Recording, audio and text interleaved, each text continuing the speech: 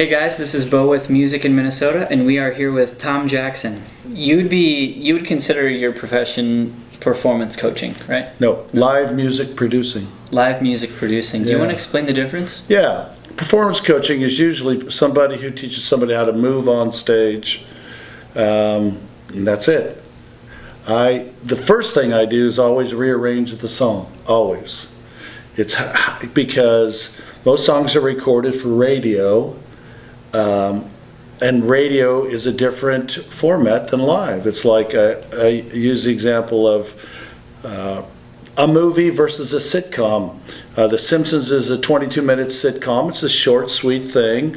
The writers know that's what it's for. When the people did a movie for The Simpsons, it wasn't 22 minutes, and they didn't just do 22-minute sitcoms back to back. What they do is they had to develop themes and characters. So I look at a song, and inside the song are themes. Musical themes, rhythmic themes, lyrical themes, just things that are cool inside the songs, and I go in there and I develop them. And the character part is the artist. The idea of a live show is to help an artist pour their personality into the show instead of just playing music. Because people come to see people, not just hear music. Absolutely. I would love to ask you some questions that are a little more on a personal level first. For one, I'd like to know where you grew up and what your parents were like. Oh, wow. Well, I was born in New York, but when I was little, my dad was in the service before I was born, but he fell in love with San Diego. So we moved out to San Diego, Southern California. So I grew up in San Diego mostly, and then moved to LA before I moved to Nashville 23 years ago. My dad was uphill. He was a character. He worked all the time. My mom, she didn't want to move away from her family in New York. So there was some tension there all the time, and I was kind of oblivious to it. But I had good parents, awesome people. My mom died quite a while ago. My dad died just about a year and a half ago. Well, my dad was probably the best grandpa in the world. So. You have kids? I have 2 kids. Oh, how old are they? Yeah, 21 and 22. Cool. Yeah, one is in college in West Palm Beach Atlantic. He's a theater, major. Okay. And my daughter's a missionary. Wow. Yeah, she's been to Uganda, Cambodia, and Guatemala. That is awesome. Yeah. So were your parents, were they music lovers? No. No, they didn't hardly ever listen to music. It was interesting. But there was a lot of tension in my house. My sister was a handful, my older sister, and so I found refuge in music. Yeah, I fell in love with, what I think is the best era of music ever, which was 60s and 70s.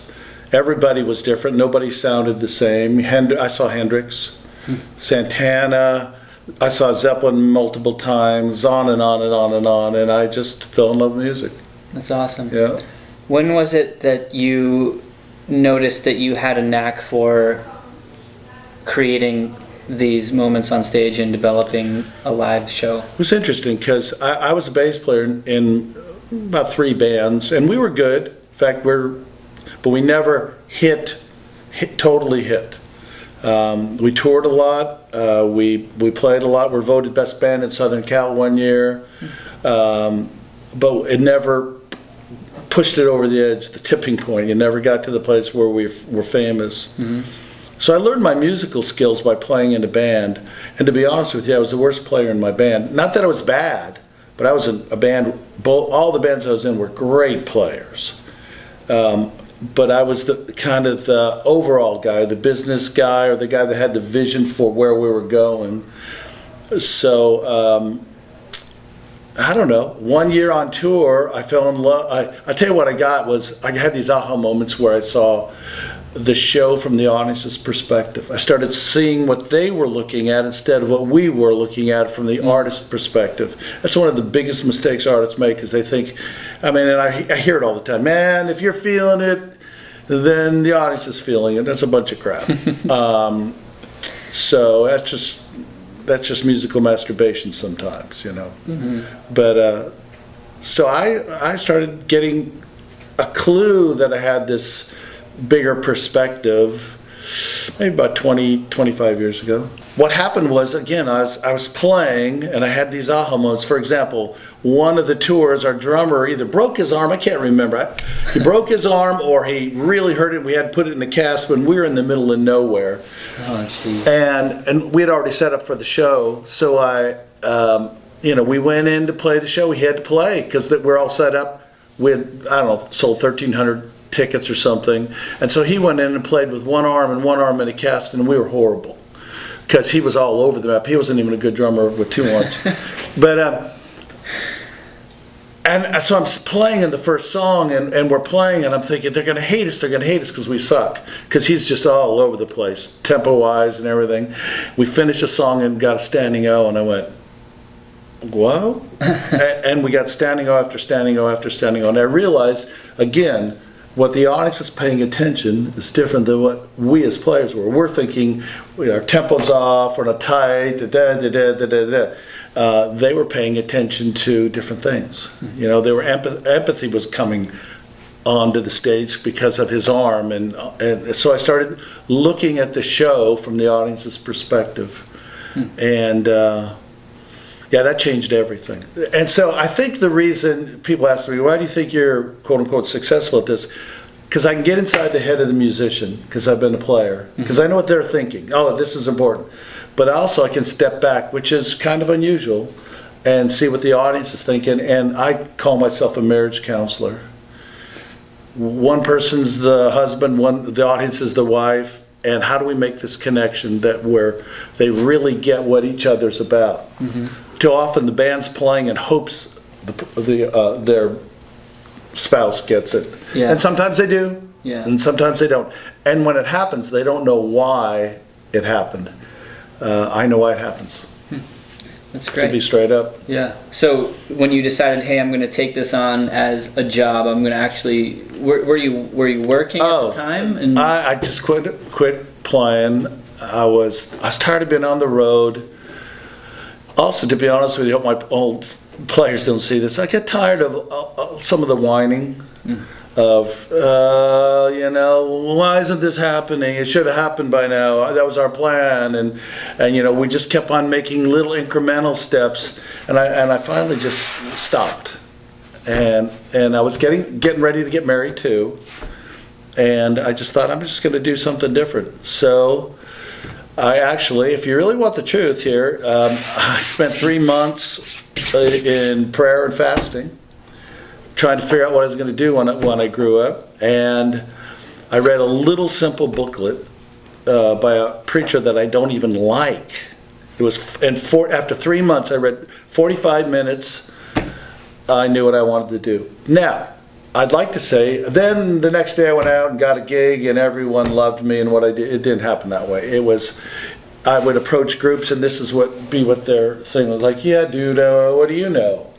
So it was always blown off not most of the time, but most of the time, not all the time. But then I slowly started working with artists, and word got around. For the first 15 years I did this, 18 years, it was all word of mouth. wow. Because merchandise sales went up. Every time I worked with an artist, their merchandise sales went up. What they paid me, they more than doubled, tripled, quadrupled. I told you at CD Baby Conference, one artist who's probably the most famous artist in the world next to Beyonce, her merchandise sale went up 600%. Sounds ridiculous, but it's the truth. That's unreal. Yep. And so that happens whether we're working with indie artists when they apply the principles that I teach, the concepts. Got indies playing house concerts, got bands playing little clubs.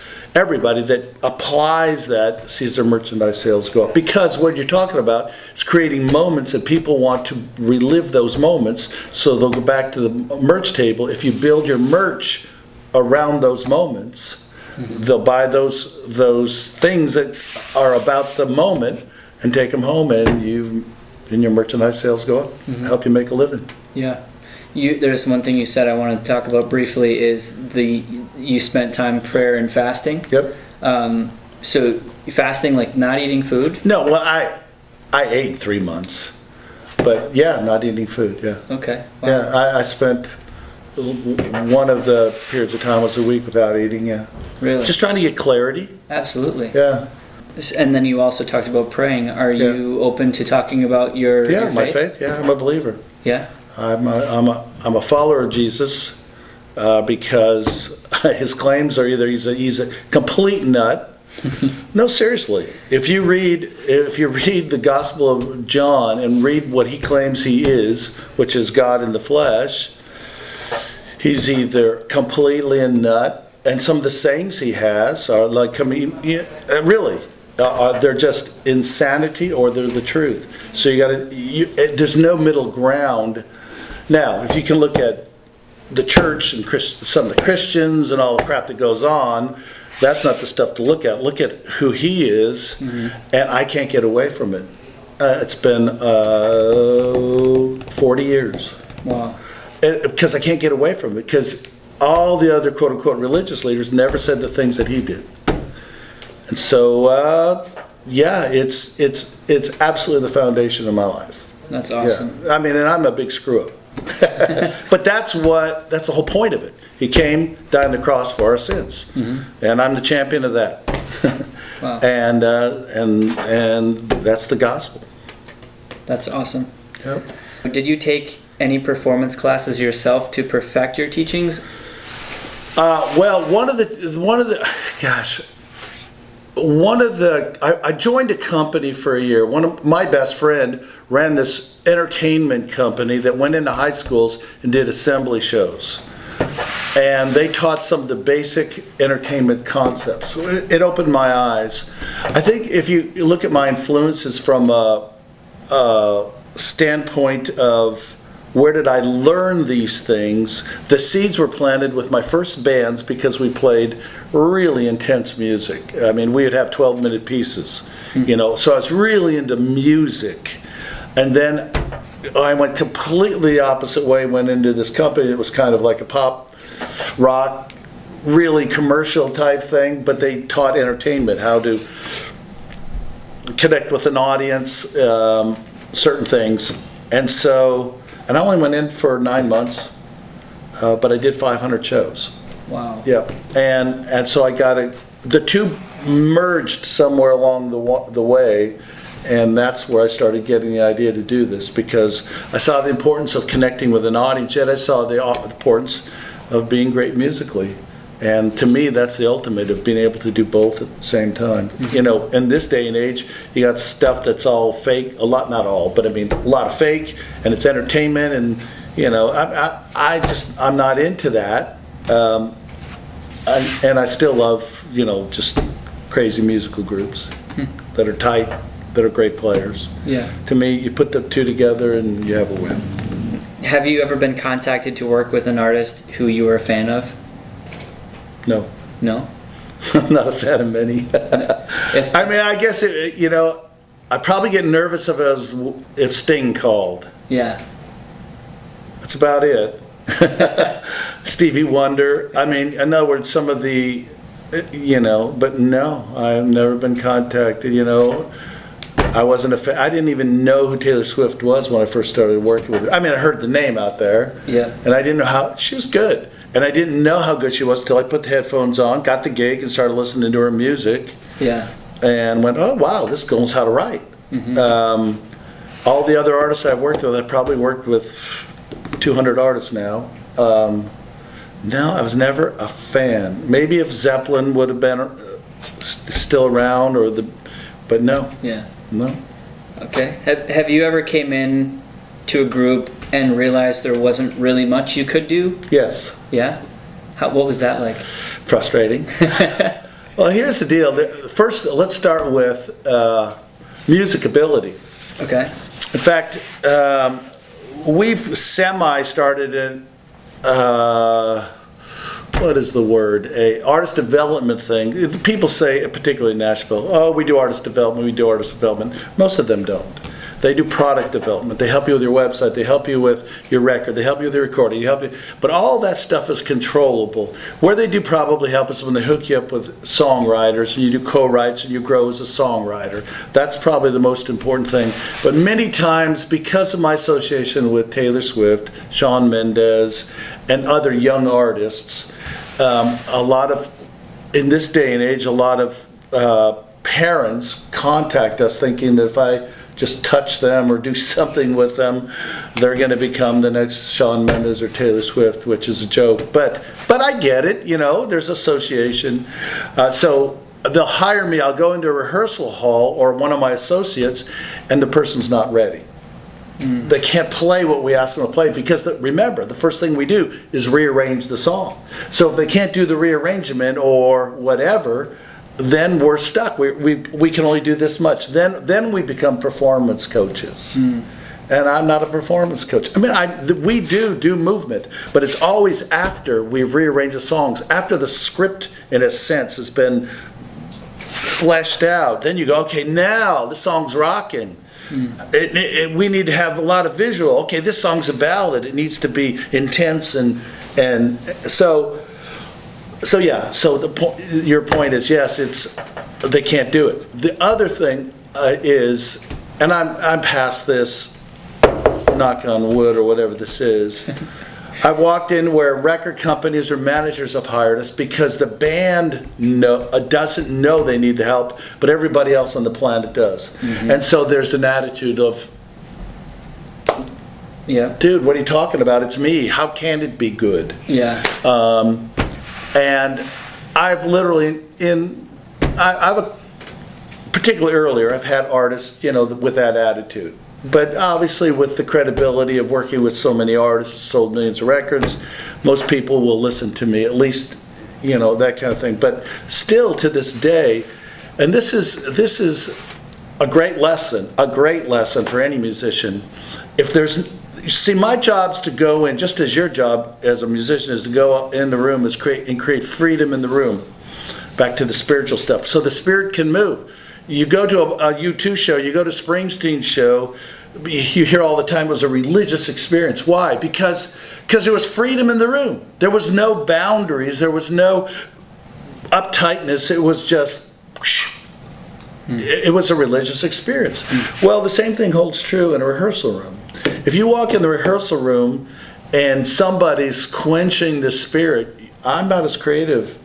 But when you have a spirit of belief, like today, working with those guys, they're like, okay, bring it. Let's try this out. Let's try that. Because here's the beautiful part about rehearsal. If you try ideas, and I got 1 million of them, if they don't work, we don't do them. But when it really gets janky, and is when people, before you can even, you say the idea, and immediately, I know this just from the years, I'll hear this voice that goes, it'll never work. And all I know is that person's in fear. It's like, well, it's not cool enough, it's not this enough, it's not that enough, it's not blah, blah. After a while, you just want to carry, you know what those wiffle ball bats are, those little plastic bats when you're, I want to carry one in a little holster, smack them over the head, because they're just stupid. The idea is to let's try things, because those ideas that come out of the inspiration are what starts separating you from other people. If you quench those, then you're back to generic. And if being cool is your gig, that's all you've got. Here's a perfect example.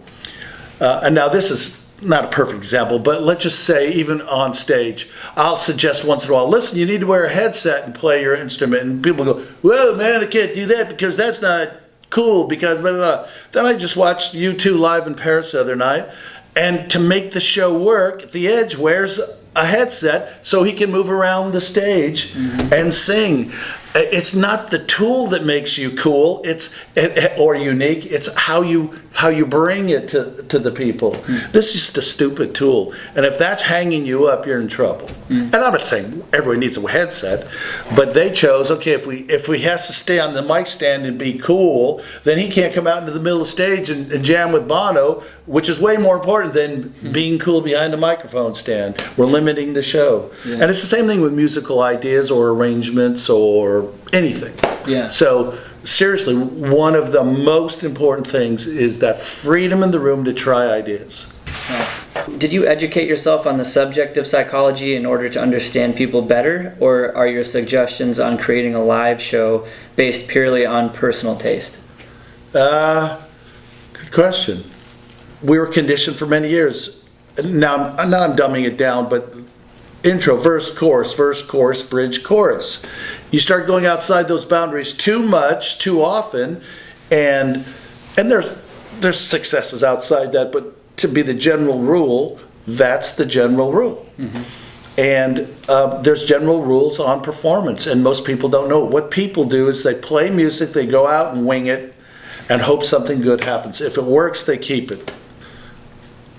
And they don't even know why it works. Again, I know why it works.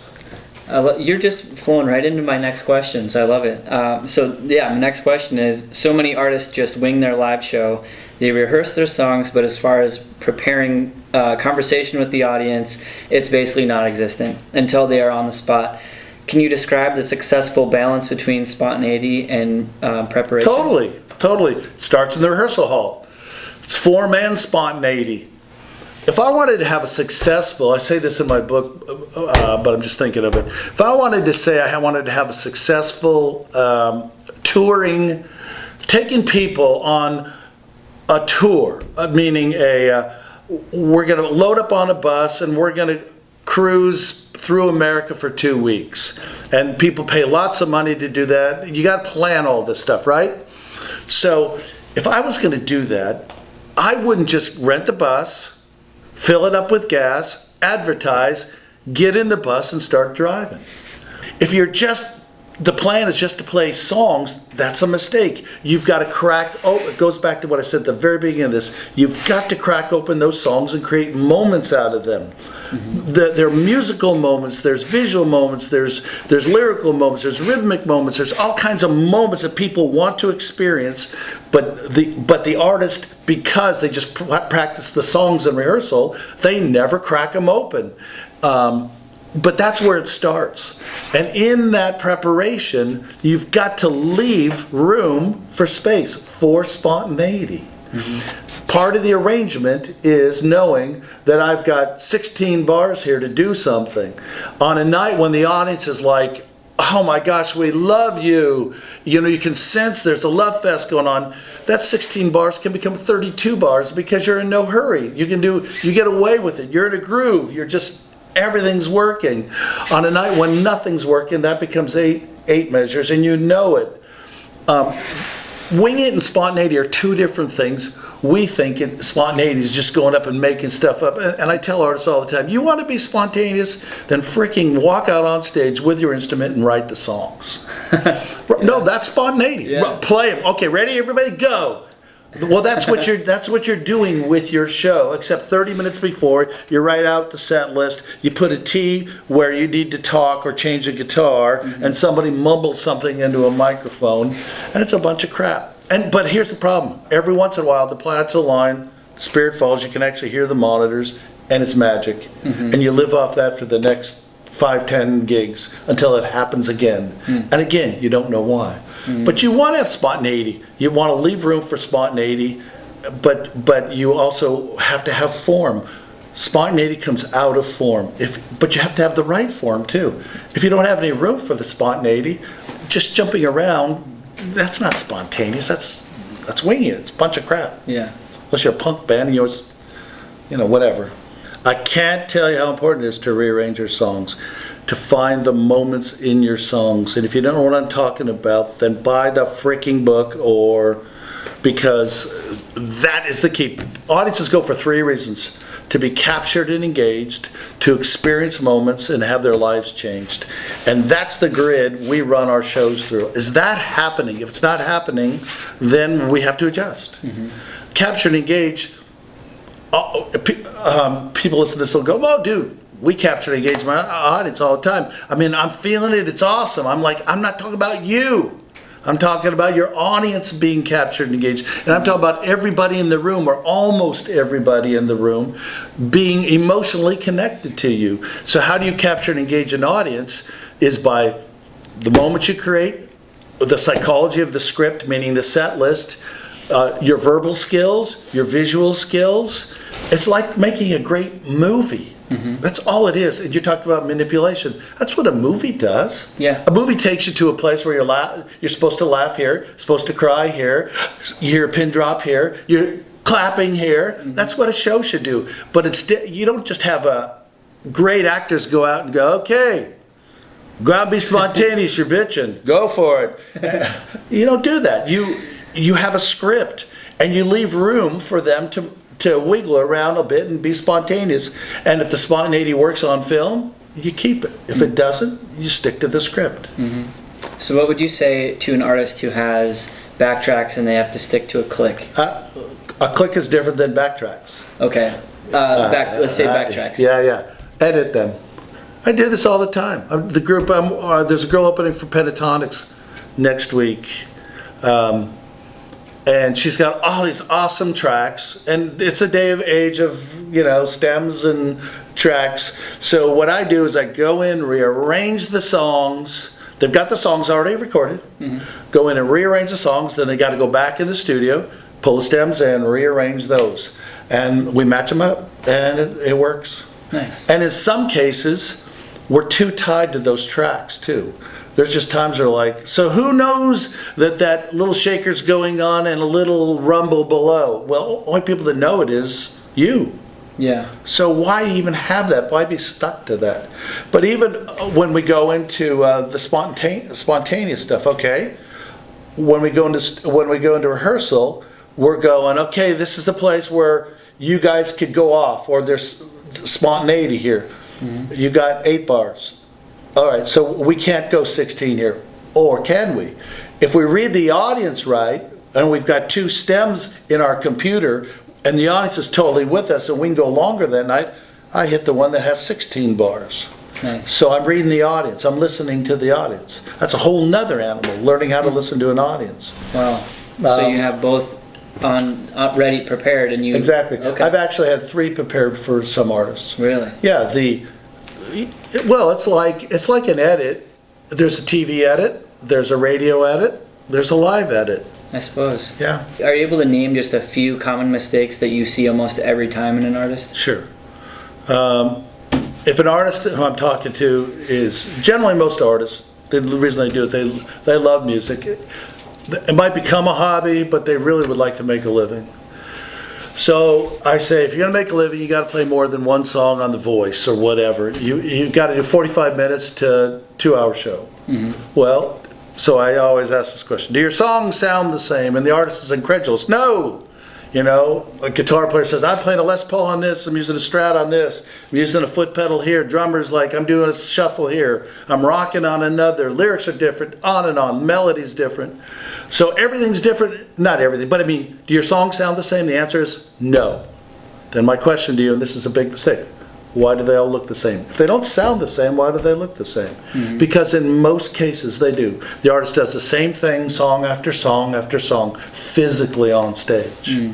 Big mistake. Another big mistake is, this again, without rearranging the song, this is easily one of the biggest mistakes, is the song isn't controlled instead of the artist. Let's say it's an energetic song, and it's a kind of song where you need to get out and get rocking with the audience. But by the time you get out, because it's 6 seconds, it's time to go back to sing the verse. So we have a dilemma. So what do? We just extend the intro. It's not rocket science. But back to the stems and the recording, if you're just playing your recording the way it is, you can't rearrange the song. I mean, you can, but most people don't. They don't take the time or the effort. to rearrange their songs. So now the song is in control, and they can't get out to the edge of the stage to connect with their audience because they got to be back to the microphone. Does that make sense? I've experienced that firsthand. Yeah. And so I go in and say it's wrong. We have to make they call it an introduction for a reason.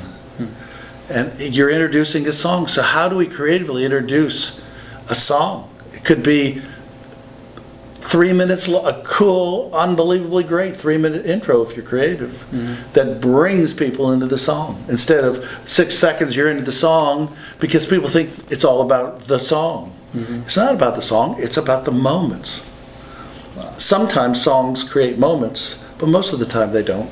And that generates, I think you talked, I just want to do full circle, it generates more, an increase in merch sales. Revenue. Yeah. Absolutely. Well, when you go experience something at a concert, you're like, yeah, I love that. And you go back. Now, here's where another mistake. You asked me what mistakes are. People, they'll go back to the table and say, where's that song? Well, so the person thinks it's about that song. No. What they're really saying is, where's that song that made me feel that way, because I want to feel that way again. They want to buy that feeling so that when they're driving in their car or listening on their headphones or whatever, they get to relive it. But if you don't ever create that, that's why your merch doesn't sell. Or if it's a random thing, then your merch doesn't sell. Wow, that's excellent. So let's say that there's an independent artist out there that's watched your DVDs, read your book, but they feel like they don't have the imagination to create their own live show, right, and they want to hire you, but they can't afford you. What is there an alternative? Yeah, I have 2 associate producers that are great, and they're quite a bit. They're half my price. Okay. Yeah, and the truth is, the idea behind the book is to stimulate a bunch of thoughts, do the most you can, and the DVDs is do the most you can, and no question you will generate more revenue. You'll get to a place where you're like, I want to take the next step. That's the idea behind it. The idea isn't to jump in and hire me right out the chute unless you're independently wealthy. The idea is to build this thing, and that's what I would do. And that is, back to mistakes, one of the biggest mistakes everyone on this planet in this music industry makes is that I was just talking to a guy literally last week, and he's got 140 artists that run through his system, and most of them are signed.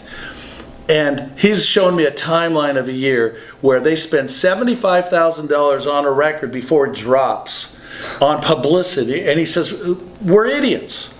We're wasting this money. And this is a true story. One artist who was opening for Tim McGraw, it's a country artist, but Tim McGraw, his manager calls me last minute, says he's going to be out on tour, 30, 40 dates, I don't know. He's going to be in front of 500,000 people. 500,000 people could become his fans. And he calls up and says, listen, we have $3,000, can you help? And for $3,000 I can do a day and a few hours. So I can help create a moment or two, but that's it. I said, but by the way, what did you spend on just the recording alone? He goes, we spent $125,000. So you got $125,000 on the recording. You're spending $75,000 before the record even drops, plus other marketing, and you only have $3,000 for the live show. It's complete insanity, because where you make a fan is your live show nowadays. You may get played on the radio and be very popular, and everyone's trying to get that exposure, but all that exposure is going to do is get somebody out to your show eventually. And where you consummate the marriage, where you make the fan, is at your show. And people don't understand that. They might understand it, and they overestimate how good they are. That's another huge problem. They think because they're feeling the music, they're into it, and of course the people around them say you're awesome, they blow it because they're not awesome. Really, seriously, I just saw, I'm going old school here, but it just was recent. We're at, Nashville has the largest fireworks in America. And 4th of July, Sheryl Crow goes on stage. I don't know if you know who Sheryl Crow is. Yeah, yeah. Great pop songs. You know, it's 15 years old, whatever. But they're still great pop songs. And they were vibey at the time. Great players, great songs. Horrible show. Horrible. And here she was in front of this massive audience. A massive audience of people who are not fans. Now, there were some that were fans, and they'll always love her. Mm-hmm. But here she could have made another 2, 3, 5, 10,000 fans if she had a great show. But she had no idea what she's doing. And that is, listen, that's not slamming Cheryl or a manager, maybe a little bit. But that is so common, it's extraordinary. Mm-hmm. So that's one of the biggest mistakes is artists do not understand what it takes to do a great show, and they don't put the time, energy, and money into do it. Just like the stems thing, the recording. Mm-hmm. People listen to this will go, it sounds great, but we don't need to do that. And you start editing out the things you don't need to do, and all of a sudden you just got a average show at best. Mm-hmm. No, good to great is a bunch of small things.